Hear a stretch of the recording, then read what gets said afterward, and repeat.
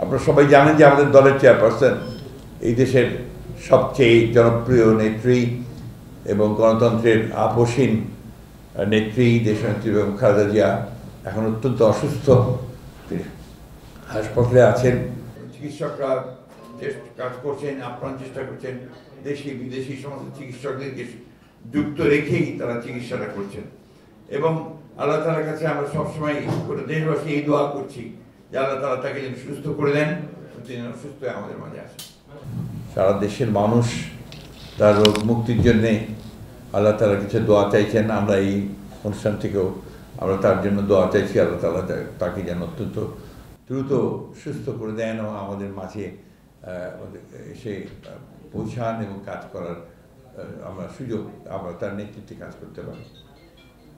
আমি আজকে এই অনুষ্ঠানে যোগদান অনুষ্ঠানে শুধু কথা বলতে চাই যে অনেক চড়াই উতরাই পার হয়ে, অনেক আন্দোলন, অনেক রক্তত্যাগ, অনেক আত্মত্যাগ এর মধ্য দিয়ে কিন্তু আমরা একটা সুযোগ পেয়েছি এই গণ অভ্যুত্থানের পরে, ছাত্র গণ অভ্যুত্থানের পরে একটা নতুনভাবে বাংলাদেশকে নির্মাণ করবার।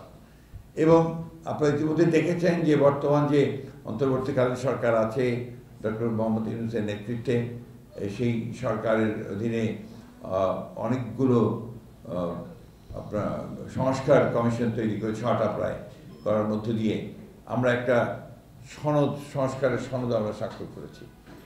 এবং এখন আমি মনে করি যে দেশে একটা পরিবেশ তৈরি হয়েছে একটা অবাধ সুষ্ঠু নির্বাচন অনুষ্ঠানের।